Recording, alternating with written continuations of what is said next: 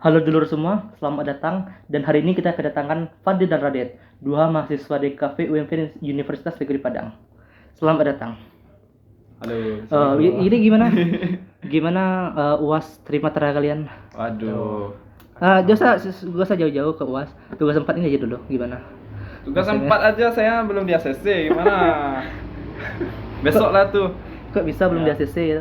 Itu bukannya kelas kalian yang duluan? Itulah ada miskom lah sama ibunya. Kok bisa? Ya, nanti bahas pula mana pula ibunya nanti. Masuk pula ada video. Oke. Hari ini kita memiliki 8 pertanyaan. Oke. Selang-seling ke Fadil dan Radit. Pertanyaannya ya campur aja ya, bisa Radit duluan, bisa Fadil duluan, Ya. bisa Fadil dulu 2 kali baru si Radit. Boleh. Oke, langsung aja kita mulai pertanyaannya. Oke. Oke, langsung aja kita mulai ke pertanyaan pertama, yaitu apa sih tantangan yang dihadapi ketika berkecimpung di dunia DKV? Yuk Radit, kita mulai. Oh iya. Bagi edit ya. Nah, Dulu. Apa? Oh ya, tantangannya ya di kafe itu. Di DKV itu pembahasannya itu universal. Oke. Jadi semuanya bakal kita pelajari di situ tuh. Oke. Misalnya baik itu fotografi, ada nirmana tuh ada 2 pula, Oh, iya. trimatra, dwimatra, belum lagi animasi, belum lagi ilustrasi, banyak lah. Bahkan termasuk sejarah. tapi dasarnya doang kan? Ya, Tapi dasarnya tapi doang. dasarnya doang. Jadi itulah itu masuk ke keleman tuh. Ya, cuman kadang kalau walaupun dasar ya, tetap aja kayak bingung kita mau milih yang mana nanti ujung-ujungnya pas apalagi dalam penjurusan itu kan.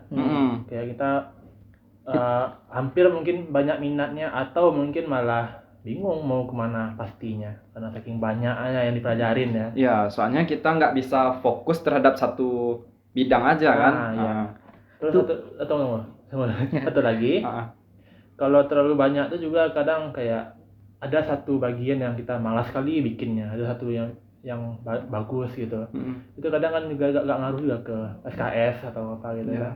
Juga ngaruh ke nilai juga lah gitu. Kerugiannya itu sih, salah satu kerugiannya. Itu kan nanti di semester 5 ya, mulai kita milih-milih.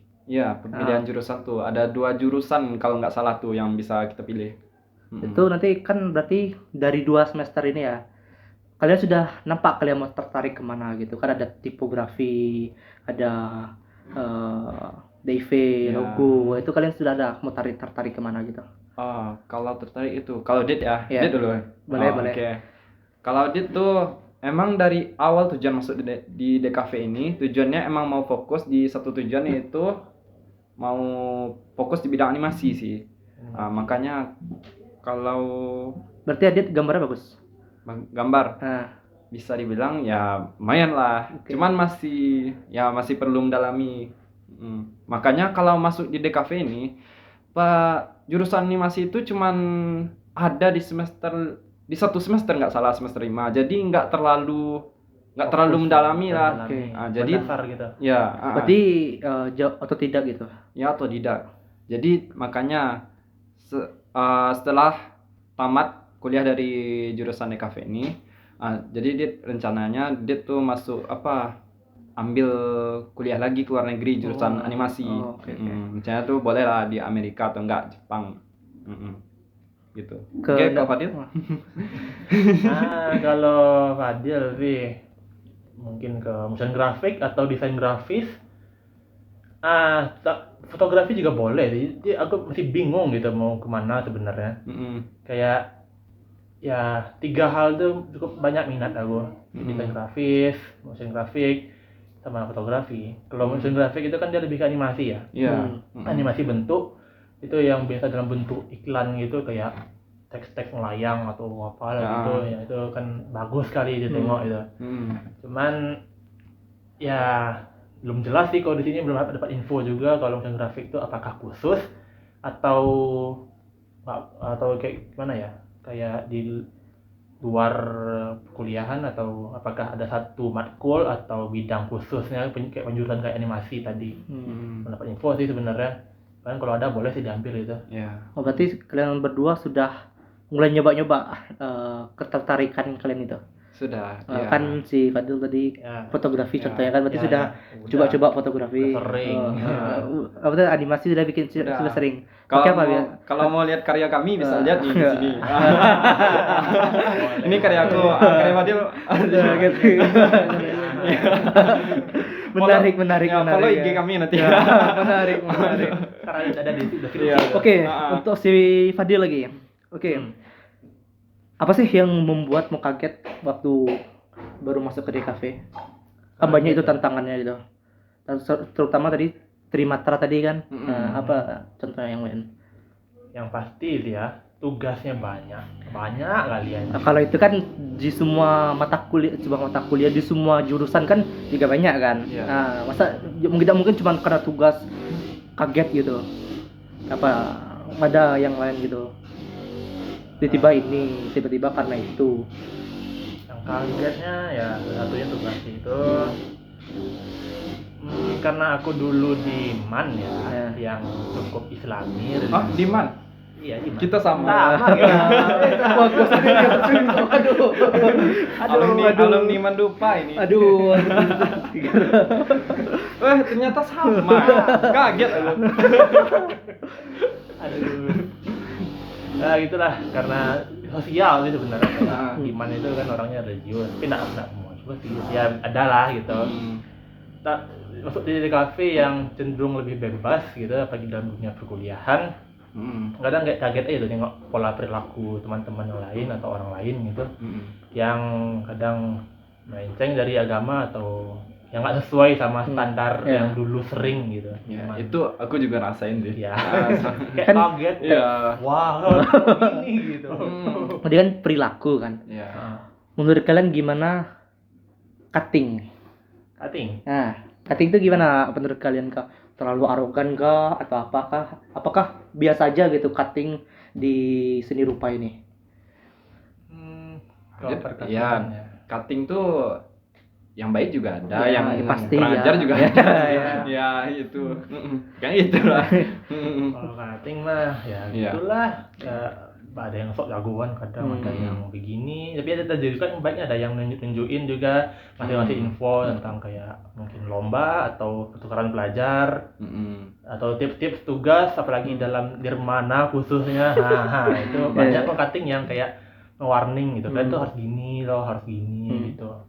Ya sebenarnya boleh aja sih berteman sama cutting atau orang-orang senior, cuman pandai-pandai lah memilih kawan gitu. Iya. Kadang ada cutting tuh yang bener jadi kawan, ada yang ada pula kadang yang hanya jadi teman tongkrong aja gitu. Juga ada. Oke. Kan tadi kan aku sudah nanya ya ke Fadil ya. Apa yang membuat kaget? Sekarang aku tanya lagi ke Radit. Apa yang membuat tertarik ke DKV? Ya, buat tertarik ya. Itu juga mulainya dari mana? Di SMA kah? Atau di SMP kah? Dapat infonya tuh sejak dari MAN sih. Kalau dulu kan Adit juga emang sering-sering gambar juga sih. Waktu itu temanku yang dari MAN juga ada yang bahas ini, bahas apa? Jurusan pas kuliah tuh ternyata ada ini nih, ada DKV. Aku baru tahu tuh DKV nih ada bisa gambar, bisa animasi, pokoknya mendalami semua lah. Jadi kalau dari situlah dia tertarik buat join ke DKV tuh. Tapi kan kenapa UNP? Kenapa nggak ke yang lain? Oh. Kan bisa aja ke Jawa gitu kan. Binus ya. Iya. Binus bagus tuh Tapi apa DKV ya. ya, kenapa nggak ke Jawa? Kenapa tetap di UNP? Itu masalah pribadi sih. Apa ya? Keuangan lah. Oh, bukan masalah pribadi, dimaklumi ya. bukan rahasia ya. Iya. Maksudnya itu masalah karena keuangan lah ya. Nggak mau ngerepotin orang tua juga. Soalnya kalau join di kafe itu kan DKV kan banyak keluar duit. modalnya Ya, juga keluar belum- banyak. Belum lagi beli laptop, beli sewa kamera kan. Beli bahan juga. Apalagi kalau kita kuliah di Jawa gitu kan, belum lagi kosnya, belum lagi makannya. Waduh. Dah dari situ malas aku ke Jawa. Di Padang aja langsung lah. langsung mikir kan. Langsung cosplay MTF. Oke, selanjutnya ini tentang AI nih, ke Radit lagi. Apa ada nggak dampak buruk dari AI ini? Atau ada melihat ke masa depan, ada dampak baiknya pula untuk AI, apa dampak buruknya gitu. Dampak positifnya ya, AI itu sebenarnya punya dampak positif karena AI itu bisa jadi tools buat bantu pekerjaan kita kan. Bantu jadi asisten. alat. Ya, tapi masalahnya nggak bisa dipungkiri dampak negatifnya tuh Lebih banyak. lebih banyak daripada ya, apa. Soalnya jadinya manusia di zaman sekarang ya bisa dilihat apa kreativitas manusia tuh emang udah benar-benar hilang gitu. Apalagi itu apa manusia itu istilahnya benar-benar nggak punya apa Kayak malas mikir. bukan Bukan. nggak punya ya itu juga bukan bukan apa ya nggak punya percayaan diri terhadap dirinya sendiri gitu. Dia lebih percaya ke AI daripada kemampuan dirinya sendiri gitu. Tapi kan ada juga misalnya dia buntu ide gitu. Contohnya di luar misalnya di luar DKV ya, misalnya di penulisan gitu, dia sedang buntu gitu untuk menulis lanjutkannya nulisnya apa gitu. Tapi dia butuh bantuan pakai AI untuk nyari ide, itu menurutmu gimana? Ya kalau itu boleh lah. Soalnya kalau dilihat dari zaman sekarang nih kayak yang tren kemarin nih. Ya, yang Ghibli tuh. Ya, yang Ghibli itu. Masa tiba-tiba aja modal ketikan dari HP aja bisa ngasilin gambar langsung dibilang seni gitu. Dari mana datang seninya itu? Tapi ada yang dijual di Tokopedia kan? Iya, dijualin pula di Tokopedia 10.000 pula tuh. 10.000 ya. 10.000. Ada yang anehnya ada pula orang yang beli. Iya, banyak. Ku lihat di Tokopedia tuh sampai ribuan.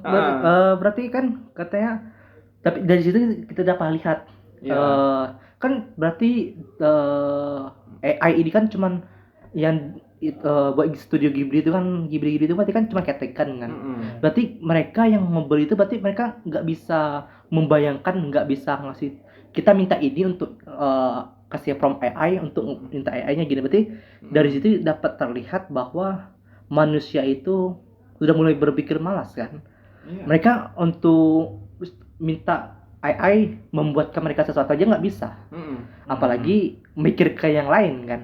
Iya, sebenarnya ilustrator yang bilang-bilang ya, kalau apa ilustrator yang nggak pakai apa? Nggak pakai AI. Ya, ilustrator tuh orang yang nggak pakai AI akan tertinggal.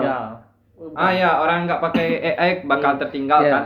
Coba lah bayangkan ilustrator tuh kalau pakai AI, betapa ngerinya tuh. Ya, ini enggak yang kalau pakai enggak dia pakai pemikiran sendiri sudah mengerikan kan apa yang dihasilkan, apalagi pakai tools bantuan. Ya, sebenarnya ilustrator tuh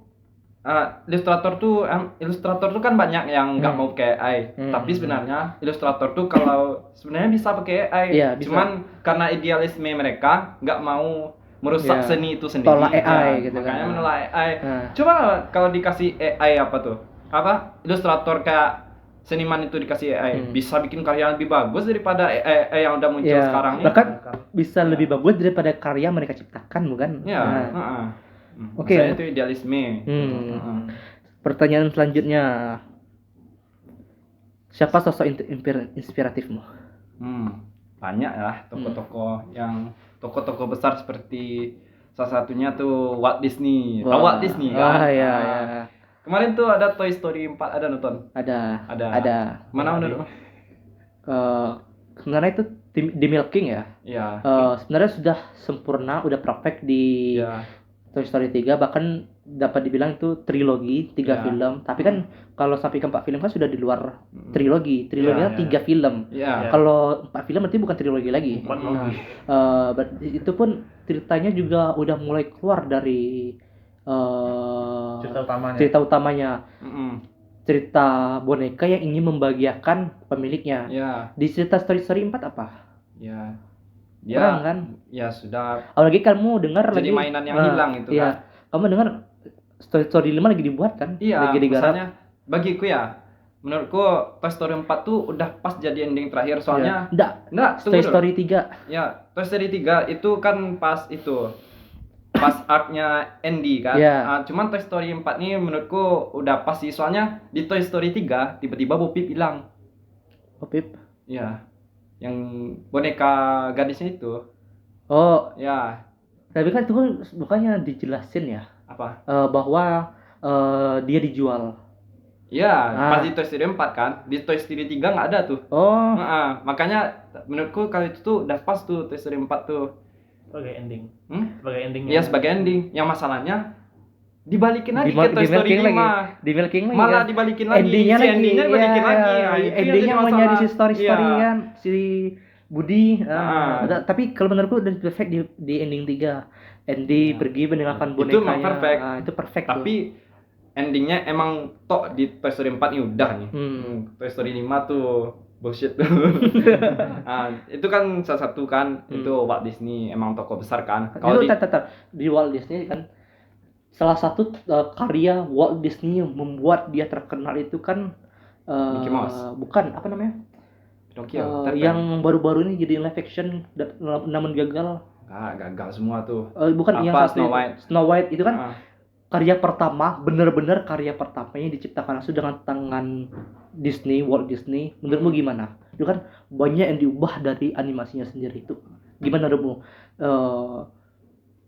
Apa tuh sosok inspiratifmu, karya sosok inspiratifmu diubah seenak jidat demi Ya, uang. Ya benci lah, nggak suka lah.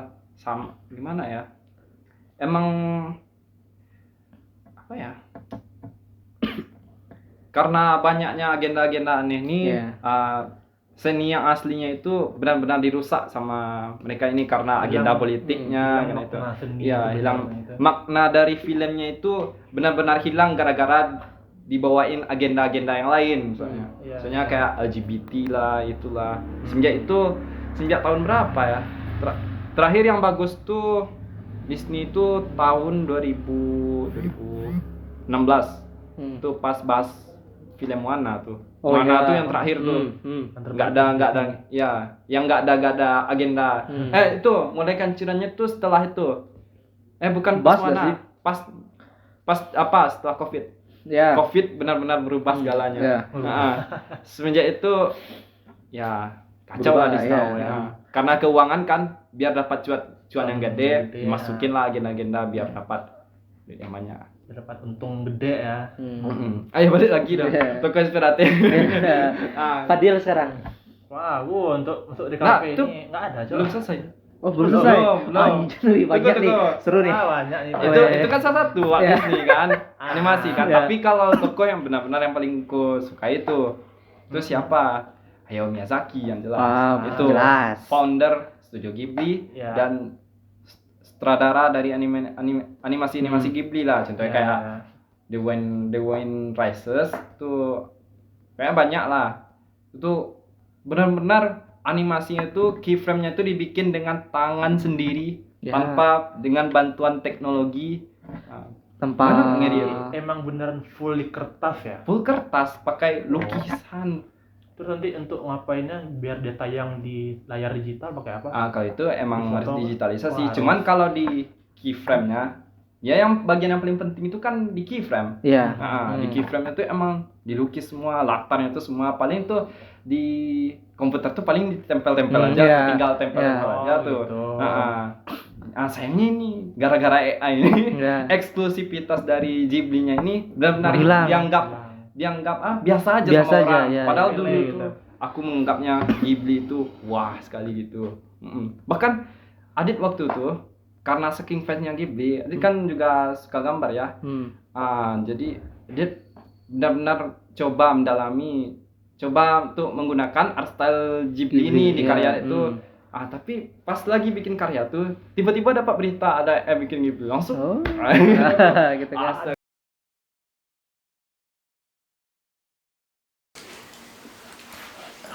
Karena kalau tidak sadar udah agak lama berhenti bentar untuk mindahin memori.